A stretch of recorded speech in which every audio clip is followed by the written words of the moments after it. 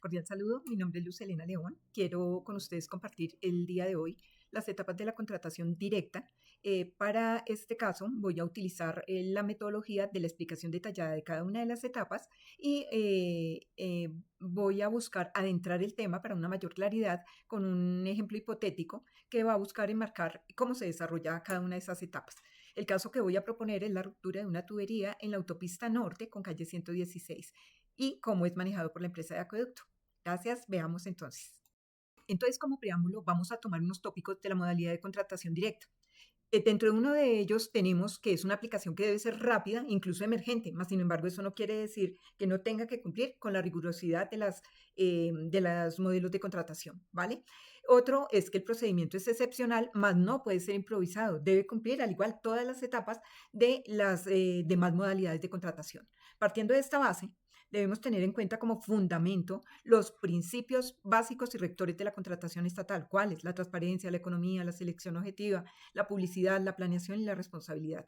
Partiendo de esta base, ahora sí, adentrémonos dentro de las etapas para este tipo de modalidad de contratación directa. Bueno, entonces empecemos con cada una de las etapas de esta contratación directa como modalidad de contratación estatal. Como lo decíamos antes, ¿cómo vamos a manejar la metodología? Vamos a dar la definición por cada una de esas etapas, cuál es su manejo y lo vamos a ejemplificar con un caso hipotético. Ese caso, como se los decía, era la ruptura de una tubería en la autopista norte con calle 116 aquí en Bogotá y cómo es manejada por la empresa de acueducto. Empecemos. Bueno, vamos a empezar con la primera etapa, que es la de planeación e identificación de la necesidad. Eh, ¿Qué debemos determinar dentro de esta fase? Es identificar claramente el qué se necesita, por qué se necesita y para qué se necesita. Dentro de esto, ¿cuál es el objetivo? Partir o determinar cuál es la necesidad concreta, real y justificada. Tomemos entonces el ejemplo. Dijimos que teníamos un daño en una tubería de la autopista norte con 116. Entonces, ¿qué debemos tener reportado como información? En este caso, lo que nos dicen es que el agua inundó las vías, que tenemos colapsado la movilidad en Transmilenio y vehículos particulares, al igual que la movilidad de personas. Igual nos manifiestan que se tiene el recorte de agua, la suspensión de agua o de suministro de agua para hospitales y viviendas. Teniendo la identificación clara, entonces, ¿qué es lo que se determina? Ya el que hay que reparar urgentemente esas tuberías, lo que nos están reportando, como ya estamos hablando, para este tipo de modalidad, es una urgencia manifiesta. Entonces, ¿qué es lo que se intenta? Evitar daños y solucionar los daños colaterales y que están generando colapso en la comunidad. Vamos con nuestra etapa número 2. Vamos con los estudios y documentos previos. Entonces, ¿cuál es el objetivo de esta etapa? Es definir, uno, el objeto de la contratación. Dos, la justificación técnica y jurídica de esa contratación, el valor estimado, el análisis de los riesgos que se dieron, las condiciones esenciales de cómo se va a manejar ese contrato. Ahora, vámonos con nuestro ejemplo hipotético. Entonces, en este caso, el diagnóstico del daño es determinar la longitud de la ruptura de esa tubería, los materiales que hay que emplear, los equipos que se requieren, definir los costos, el tiempo que se van a demorar para recuperar esa tubería, la justificación del tipo de contrato que se va a usar, teniendo en cuenta que es una urgencia manifiesta, como ya decíamos.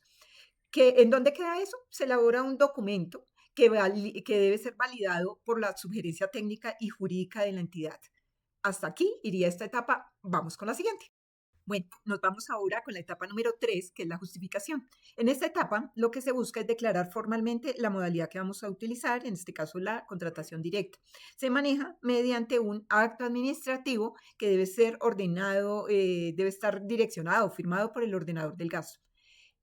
Ahora, vámonos a nuestro ejemplo. Entonces, la Dirección General de la Empresa del Acueducto emite el acto administrativo sobre una urgencia manifiesta. ¿M? Debe citar los pormenores por qué se da. Pues porque está impactado el transporte, porque hay un riesgo de salud pública, porque hay la imposibilidad de ejecutar un proceso ordinario porque no nos dan los tiempos. Y con eso, entonces se protocoliza o se emite la declaración por parte de la Dirección General de la contratación sin licitación pública. Hasta aquí iría este caso para el manejo de esta urgencia manifiesta. Bueno, etapa número 4, selección objetiva. ¿Cuál es la importancia de esta etapa? Vea el tema como es. Entonces, ya venimos de la etapa anterior que dijimos que era la justificación, ¿vale? En esta etapa lo que se va a hacer es evaluar cómo vamos a reemplazar esos pliegos de los que ya hablábamos de un manejo normal de una licitación pública para justificar debidamente la forma en que se va a elegir a ese contratista, los criterios que se va a buscar para realmente hacer una selección objetiva. Entonces, ¿cuáles podrían ser esos criterios? La experiencia, los tiempos de respuesta, los equipos que se requieren, si los tienen o no, el costo, el costo del servicio, del contrato que se requiere. Vámonos entonces a nuestro ejemplo. ¿Cómo quedaría la aplicación? Entonces, la empresa de acueducto va a revisar entre los oferentes que tiene las posibles contratistas que se ajustan realmente a esta necesidad. ¿M? Ahora, miramos la disponibilidad que tengan porque pues, requerimos que sea inmediata. Si pueden estar, en cuánto tiempo podrían estar, la experiencia previa en ese tipo de casos, el costo estimado del servicio. Ya teniendo esos criterios de selección evaluados, se va a documentar para identificar cuáles podrían ser los contratistas que nos podrían servir. Y seguimos a la siguiente fase. Bueno, luego de nuestra selección objetiva, vamos con la selección del contratista, nuestra etapa número 5. En esta etapa, entonces lo que buscamos es ya definir o formalizar la selección de ese proveedor o de ese contratista y las condiciones de esa contratación. Entonces, en el ejemplo, entonces, ¿qué hace? La empresa de acueducto escoge, contacta y parametriza las condiciones de contratación de ese proveedor. Ya se emite la orden para inicio inmediato porque es una urgencia manifiesta. Se define el cronograma que se va a estimar para realizar la labor que se encomienda, se pactan las condiciones y la forma de pago para ese trabajo. Entonces, es de tener en cuenta que esta contratación es por vía directa y se hace como igual un acto de urgencia, como ya lo habíamos hablado. Bueno, vamos con nuestra etapa número 6, que es el perfeccionamiento del contrato. Aquí hay una variable interesante dentro de esta modalidad de contratación directa. Entonces, ¿qué pasa aquí? El contrato normalmente se debe perfeccionar buscando el acuerdo, el objeto, la contraprestación, la formalización por escrito. Pero estamos hablando de que en esto hay una urgencia manifiesta, en este caso, ¿cierto? Sobre estos casos extremos, ¿qué pasa? Que se puede prescindir temporalmente del contrato escrito, pues porque hay que atender la necesidad, pero se debe dejar una constancia formal. ¿M? Vámonos entonces a nuestro caso del acueducto. Entonces, se inicia con la orden de ejecución, ya obviamente por escrito. Esa orden pues es previa, como ya habíamos indicado, porque pues se va a dejar es una constancia formal. El contrato físico se firma a las 48 horas siguientes, se ajustan los soportes de la disponibilidad presupuestal del acueducto. ¿M? Entonces, ya con el contrato perfeccionado, la constancia formal, se le da continuidad a la ejecución de nuestra urgencia manifiesta.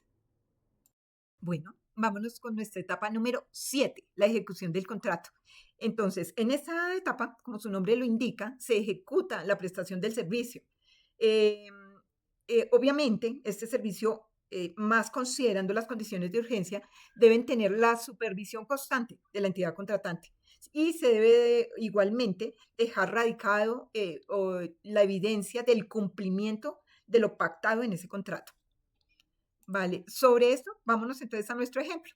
Entonces, hablamos de un trabajo de ejecución en que hay que excavar terreno, en que hay que reemplazar unas tuberías, en que hay que hacer unas pruebas de presión y de flujo, en que se determina el tiempo de restablecimiento. Sobre toda esta ejecución, obviamente debe haber una supervisión constante del acueducto, las cuales deben ser debidamente registradas y soportadas en actas e informes que validen, como ya dijimos, esta etapa de ejecución de contrato. Bueno, vamos con nuestra etapa número 8, que es la publicación. Para este tipo de modalidad de contratación directa, es claro que no es excepcional el manejo y la forma en que se debe hacer. Aunque sea así, debe cumplir con el principio de publicación. Si bien debe ser garantizado. Entonces, ¿cómo se procede? Se hace visible ante la plataforma del SECOP 2, ¿vale? Entonces, ¿cómo aplicaría en nuestro ejercicio? La empresa de acueducto publica en el SECOP 2, identificando número de contrato, objeto, valor, contratista, causal de la contratación, y allí se le hace la aclaración, la especificación que fue por urgencia manifiesta. Esta publicación, ¿cuál es su objetivo? Garantizar y asegurar que es un proceso transparente que ha tenido la debida trazabilidad. Bueno, vamos por nuestra etapa final, la etapa número 9, que es la etapa postcontractual. ¿Qué pasa allí? Ya salimos de nuestra urgencia, ya salimos de nuestra ejecución. ¿Qué se hace ahora? Se debe realizar la liquidación del contrato reconociendo pues, lo entregado, las obligaciones que quedaron pendientes, los ajustes inherentes para esa contratación específica. ¿Qué pasa aquí? Apliquémoslo a nuestro ejemplo. Entonces, el contratista se entrega firmal de su informe. Se revisa el cumplimiento del mismo. Se revisa igual que no hayan saldos ni reclamaciones pendientes, que hayan ajustes por aplicar y se firma el acta de liquidación bilateral.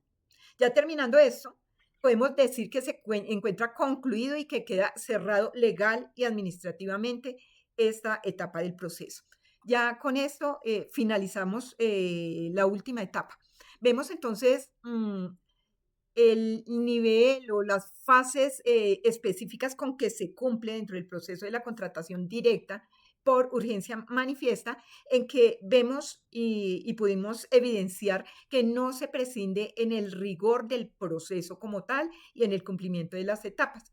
Sencillamente lo que se hace es adaptar el protocolo con el que se debe cumplir a las realidades de las urgencias manifiestas que se puedan generar y las que dan lugar al manejo de esta modalidad de contratación.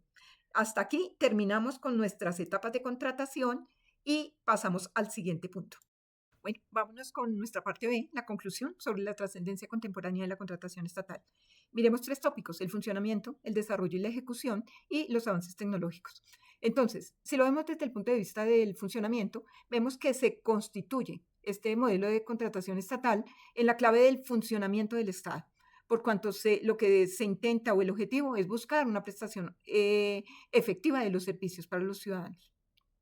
Ahora bien, en ese tópico 2 miramos el desarrollo y la ejecución. No estamos hablando sencillamente de una gestión técnica y de una gestión jurídica, sino que vamos un poco más allá. Estamos hablando de una expresión de responsabilidad del Estado frente a los ciudadanos y a las necesidades que se presentan en todo el campo estatal.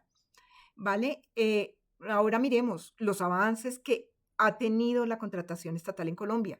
Vemos que hay usos de herramientas como el del SECOP 2, que ha mostrado avances que muestran la transformación que ha tenido la forma de contratar. ¿Cuáles son esos avances? Vemos que hay una gestión que se hace en tiempo real, que se garantiza una mayor publicidad, que se mejora la trazabilidad, que hay una facilidad de participación para el ciudadano. Todo esto a nivel global nos puede mostrar que la contratación estatal realmente ha evolucionado, que se ha constituido con un diseño moderno de gestión pública que está centrada en la eficiencia, la transparencia y la confianza ciudadana. Con todo eso, tenemos que darle un punto a la actuación actual de la contratación estatal. Muchas gracias.